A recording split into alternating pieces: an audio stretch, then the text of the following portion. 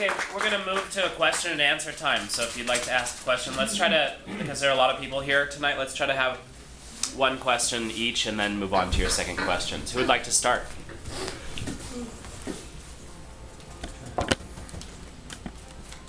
I'm just wondering if did he write about what he would offer to the to the majority of us who are not psychologists, like to sort of reconcile, like sort of self-help and reconciliation of the self? He would advocate a psychoanalyst. Yeah. Do you believe that to psychoanalyze yourself was Well, I don't think, yeah. Because his main analysis was going through analysis of dreams. And so, you cannot analyze a symbol. You have to analyze a person. So you have to analyze that person as, through its age, through its gender, through its educational background, through its social environment, through its built beliefs, through his, so you have to take the man in the context. Yeah. And actually, as far as I can see, the way to learn to analyze that, for example, if you want to do it by yourself, the only way is to read his analysis. Because he was just providing analysis of particular dreams. try to be objective for yourself process, I guess? Yes. To be accepting of what you will learn about yourself. And of course, it's not just a single dream that will analyze you. This analysis would take years. And one of his students talks about a very quick, resolution which happened in 9 months. And that was considered as, to be really fast, yes. Other questions? So I have a question. So basically, according to him, we can use dreams as a sort of as a natural healing mechanism.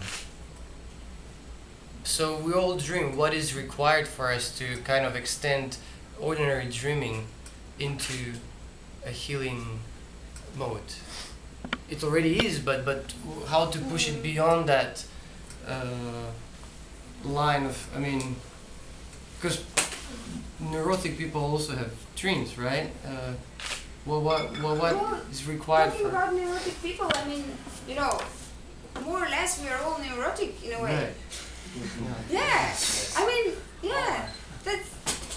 That doesn't mean we should go to the hospital. Neurosis is not, but what's the first symbol? The first symptom of neurosis is restlessness. Mm. And look how we live here. We cannot stop. Yeah. We cannot concentrate. I can give a suggestion about that. I think it's important to consider the fact that dreams are kind of a way for you to be in dialogue with the other half of yourself.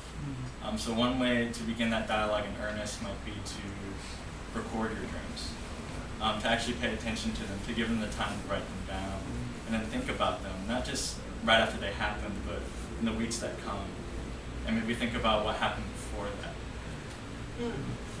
Yeah, thanks. Yeah, that would be, if you don't record the dreams, then it's gone, right? You remember the dream the day after, but then it's gone. And it's good to make references to your conscious life. And even though you don't know what that dream means, he says that actually there is a pattern. And some dreams, especially the ones you should pay attention to, they reoccur. And some, they have like a cycle. There is a cycle. And the ones that are especially particularly important for you, and that would depend also on your condition, they would come and point out. So if you keep a record, you might, but you have to be open about it. And I guess it helps loads if you read his analysis and also the analysis of his not just his students but also today's Jungians. Mm-hmm. Yeah. because they are still like the symbols. The symbols, they still give you some clues. They're still, you know, kind of typicized in a way. So the archetype of the mother will tell you something, you know, in that respect. For example, let's say, the shadow. The shadow in dreams is presented as another person of the same gender as the dreamer and approximately same age. So in your dream, when you encounter somebody like that, that could easily be your shadow. Or for example, if you dream of a, let's say you're a male, so you dream of a female person, and that could be your anima. So the way you deal with the anima in your dream, or with that female figure, might show your attitude towards your anima. So let's say you have this, you've been chased by this woman in the dream, right? Yeah.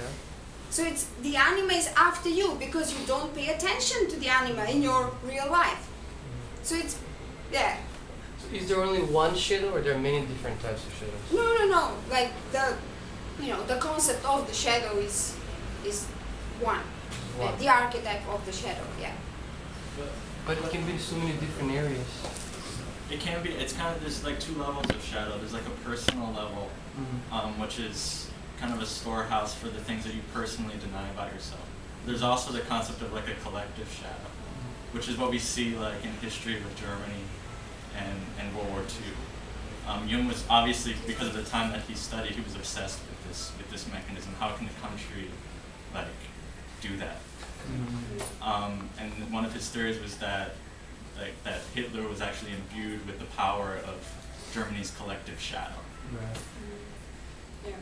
So not all dreams, like some dreams have more significance than other, and some are more archetypal than other. And the most important ones, or like, for example, let's say in the tribes, the most important dreams are the dreams of the shaman.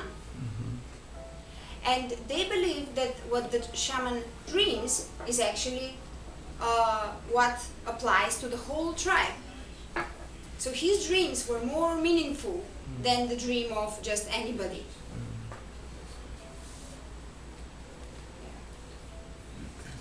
Question about that. In terms of like interpreting the dreams, like you say, the shadow, like there are symbols that you would recognize in the dreams, and you would put a composite together. Yeah. And would that in itself be like it would he would make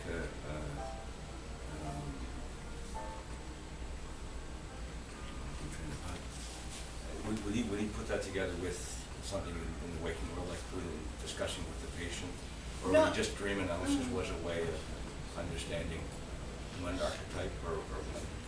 He would actually carry the dreamer, the patient, through the process. Because if a person, because let's say this person has serious issues, and let's say he's very like masculine type, you cannot tell him like, oh, there's the female side in you, you know, because it can be shocking. It can bring to mental crises, you know. So he was, and of course, Jung himself couldn't be sure that the dream means that, so he has to follow many dreams, so he can really understand that that's what it says. Because some symbols can lead to different different symbols can lead. I'm sorry. Same symbol can lead to different conclusions. Yeah. So I mean, it really takes a great deal of wisdom and knowledge. Yes. And actually, Jung was known to be that kind of person. Yeah. He was really like, I mean, people who met him and talked to him, that he was really like he was kind of representing like a wise old man, one of his archetypes. Kind of another quick question. When you're talking about rites and like rituals that we used to go through, and he said something like he thought that these were important to the development of Yes. yourself in order, Yeah. in terms of like just the ritual ways of keeping ourselves in line. Yes. Does he talk about, is like, because now he says that we're completely void of these rituals, Yeah. like getting back to them? Is that one way that? Yes, yes, definitely, definitely. He advocates bringing back the spirituality, through which, like, the means you choose is you know, it's up to you. But for example, like the crisis of the Christianity, right? The Western world we talk about was, or like used to be, Christian world. Well, still calls itself Christian, right? But is devoted of the spirituality, and they, like, Jung and his immediate students had lots of criticism on Christianity, because they said that the early Christianity was kind of closer to the concept of wholeness, but then later on it expelled the woman from the, right? It was Mother Mary, but she was too holy to be related to people. Then they expelled the dark side, right? So everything is pure and holy, but yeah. So then they just advocated just certain traits. Yeah, like losing the myth, losing the you know. Yeah, Well, it it's. sounds like personifying the archetype of a persona. I mean, Christianity would be an example of that. Mm. In terms of presenting itself to the outside world. Christianity is a form. Yeah. Yeah, but it's kind of like a shell without substance. Yeah. So we have other questions? Yeah. I would like to ask about something more general, because Jung and others, like Freud or Piaget, they were criticized by assuming that there is some sort of psychic substance which manifests itself through dreams or through neuroses, right? Mm-hmm. But there is no way to check, Mm-hmm. right? To investigate that if this really exists. Mm-hmm. So they try to build up some kind of theoretical construction that it might look really nice, right, and work, Yeah. but actually there's no way to go into it, right? Yeah. And so we kind of analyze the mechanism inside without seeing that actually all this thing might be just the thought construction. Yeah, well, true, and that's why Jung was accused for not being scientific enough. But actually, with Jung also introduced another concept, and I won't talk about it. It's called synchronicity, and that concept again sounded because it was in support of telepathy and stuff like that. But that concept today can be linked to atomic physics.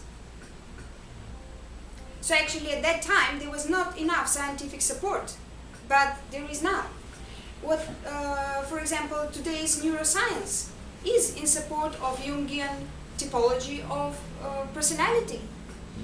And Jung is actually the most acknowledged for that contribution. But you mean introverted and extroverted? And introvert, extrovert, and there are like 3 different modes of expressing. And today's psychology is actually making combinations of these, and that's applied in like human resources, in loads and loads of like fields. And now neuroscience can detect that, yeah, they are, for example, at different people in the same circumstances, given the same task, their brains function differently. There's this famous test, right, in the States, that they, you solve it and then it shows what kind of person you are and to what kind of job you fit. Oh yeah, could be. And it's based on There this is principle. what was it? Let me find the name. There is a very good talk by a psychologist from UCLA, Dario Nardi. You can find it. He had a lecture at Google headquarters, and he's presenting this because he had an experiment with students from different cultural backgrounds, and he's explaining this typology and how different people, even the threshold for reactions would be different depending on the personality. Yeah. So actually, and there are also some papers which I didn't go through that relate atomic physics with Jungian archetypes. So actually, because he talks about the archetypes as energy charges, and at that time probably maybe there was not even enough interest, or the technology was not good enough to get involved into this. Okay, what do you know about Jung's involvement with this spiritual being called Philemon that he was in contact with and receiving advices from? Yeah, well, there is this, it's called the Red Book, Yeah? and it was published, I think it was after his death. 2 years ago, it's published. Was it? Yeah. So this was like, apparently, Jung had visions, and he was also drawing with his visions. He was a very good artist, actually. And in this book, there is this, the representation of the wise old man, a man with wings and beard, and into a mandala or something. Yeah. Well, apparently, it depends how you want to see it. So like some people say, yeah, he had visions, and some would call it hallucinations, whatever, and he also had huge crisis when he split off Freud, and because he was completely rejected. But it's not just that, he has his own internal crisis which took years, and he thought he's going to go crazy, and that's how he came to his concepts. That's how he clarified his theory. Yeah, but I don't know, I don't have details about this, and apparently he also had a vision of like the kind of like the destruction of the earth, and he was generally very disappointed of the condition of human beings and the way like humanity was going. How was his condition at the end of his life? Was he successful in? He was already, yes. Himself? Yes.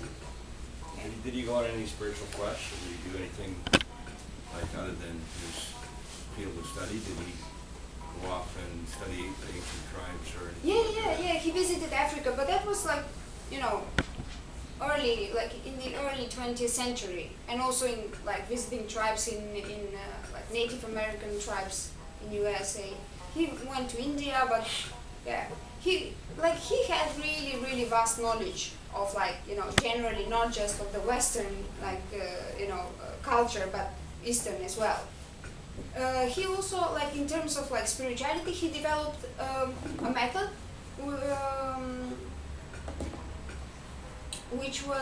which is kind of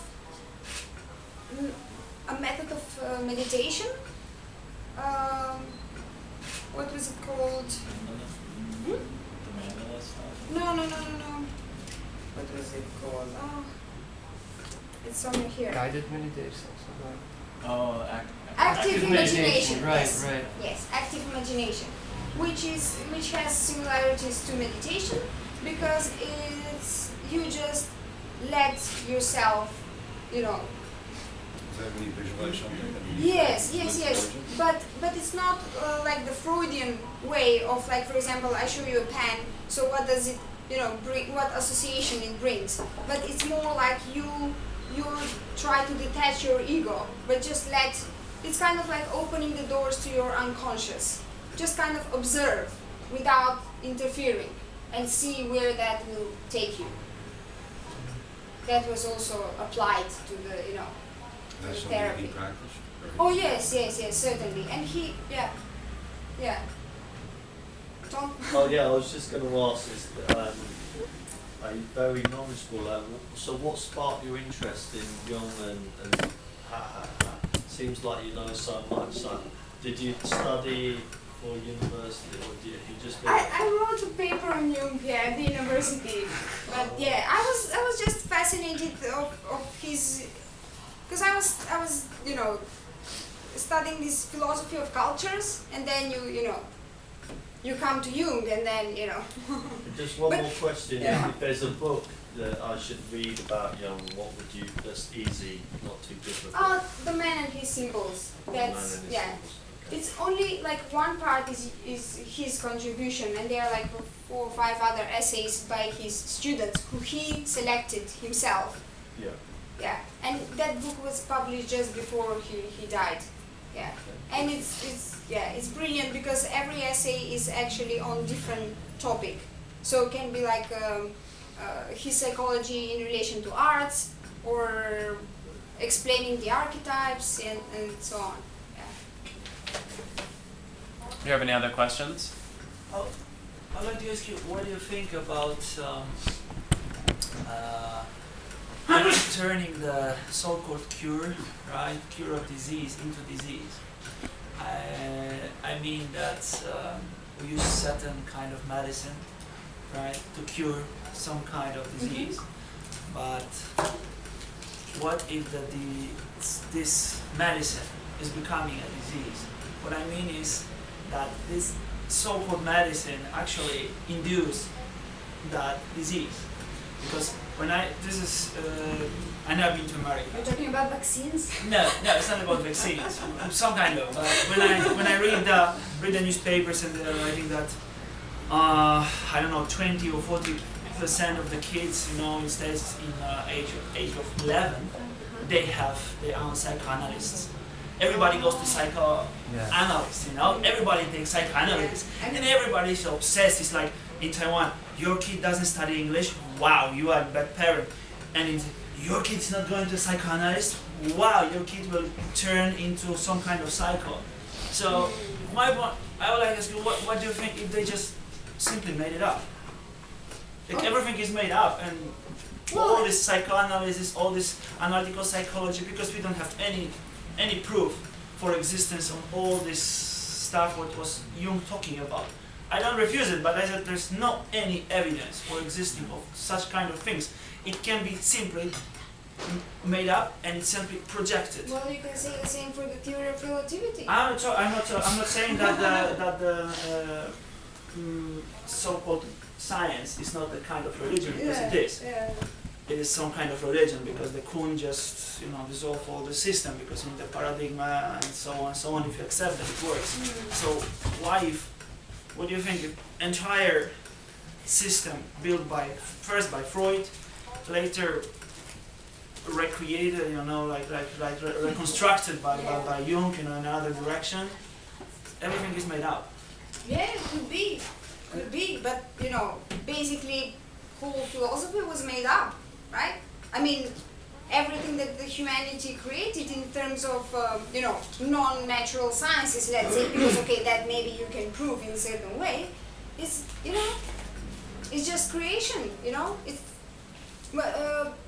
going back to the where you started about like kids going to having psychoanalysis and stuff. Jung actually believed that the process of individuation is to happen in the second half of the life. The first half, which I don't know, would be until age of like 25, like something like that, would be you work more on strengthening, on building your ego. Then starts the other process when you come back to yourself. So actually, in his terms, you have to have some level of maturity to be able to, But I think what you're talking about is the so-called definition of the mentally healthy person, right? Because this is very blurred. What it means to be healthy, Jung was actually the first one who was examining the positive emotions, right? Like I feel happy or I feel glad about something, and because before, what was under the attention was the problems, the physical problems. But what you're saying that is, what is the definition of the health, right? And this is actually, there's a book written by Nicholas Rose showing that how the standards of mental health appeared after the Second World War based on the test given to the soldiers. And this is kind of applied that you fit to this scheme or you I don't. think that Jung wouldn't agree to any qualification of what's mentally healthy and unhealthy person. Yeah, that's not Jungian. The thing is, you see, we talk about the archetypes as a process. So you have these complexes within yourself that you're trying to balance out. And Jung says, when you manage to balance them out, you'll be a happier human being and you'll be better for yourself and for the environment. And as a humankind, we'll be better, to the environment and to ourselves. But as it's a process, and those complexes, they change, right? Like you might got some, I'm done with the animal, that's it, So actually they reoccur. So like, it might sound disappointing, but if you read this, you'll see like, yeah, there is no eternal happiness. Because you can never, I don't believe you can actually maintain the balance. So you can be maybe healthy until you but it's about talking to yourself. May I just say something? What Pavel mentioned, I think it's a little bit, there might be two slightly different things. I think Jung was avoiding putting definitions of pathology. I think that's a different psychotherapy stream that will start to diagnose people and basically use medication and medicate children. I think that Jungian school wouldn't go there. Actually, the kid is neurotic or is overactive, fine, let's see what does that mean to the kid, what is that positive about his development and where would that go, etc., etc., instead of suppressing it. So you have this medication school and then you have other one which can use all these states as an opportunity for, as a normal process of somebody's personal development, yeah. So it might be slightly different, two different things. Unfortunately, it's prevailing the pharmaceutical medication one for obvious reasons. But it's not only about pharmaceutics, it's just about the entire culture of okay, I generalize a lot because I put like Freudian psychoanalysis and Jungian psychology of process and all this stuff together. Of course, it shouldn't be done in this way, but as I perceive it at the moment, I used to be also very positive about that, but then I'm sorry, at the moment it just is sort of how to say, just provided people with some kind of how to say that, it's some kind of like self happiness or something, like self to being content with myself, right? That I'm content because it's meaningful, right? We have some kind of problems, and actually my kid is going to this, I'm going to psychoanalyst and something, and my life means something, and actually we create the neurosis actually, because the neurosis does not exist. We just simply have a simple problem. You don't have to go back so deep, because it's another layer of the situation. For example, for this like Freud, Jung, all these people, there's also many historical issues, historical like factors, involved. For example, like for Freud, for example, he was, first of all, he was a Jew, so he was suppressed so much. Also, so they were so suppressed by this predominant Catholic, like society or Protestant, so there were this money issue. Another, then Hitler came, there was like a war, and they just like tried to figure out everything, and they couldn't do anything actually. So they just projected into themselves, say, but it's not like they were promoting themselves as gurus that oh yes, they did. Oh yes, they did. Freud was totally obsessed with himself. Freud was totally obsessed with being. Yes, he has his own, we can analyze Freud as a person through Freudian psychology as well. But this is not I think you're more talking about all these pervert books on staying happy all your day and that kind of crap, which again came out from people who were trained in departments of psychology, but went into some other more commercial direction. I think one of the nice things about Carl Jung is that his way of thinking is pretty broad, and Yeah, sure. he's not handing out like pills or psychic pills or anything like that. So. But it's a good and a bad thing in this, because the good thing about it is that, of course, he was more open, he traveled to many places, of course, he just touched upon, I'm not saying that he really understood much, but from this, because he touched upon many myths, all the like tribes, all the stuff, he went to Mexico and he was talking about this, but they also had lots of experiments with, you know, hallucinogens and all this like substances and all the stuff, right? So this is good, of course, they just, this is his huge contribution. Not Jung. Oh, well, of yeah, course they Freud, did. yes, but yeah. Well, Freud was totally As far as on, you know, as far as I'm familiar with, he was just he was a smoker, anyway, but but it doesn't matter how deep they went in that. But so this is a good thing, as you said.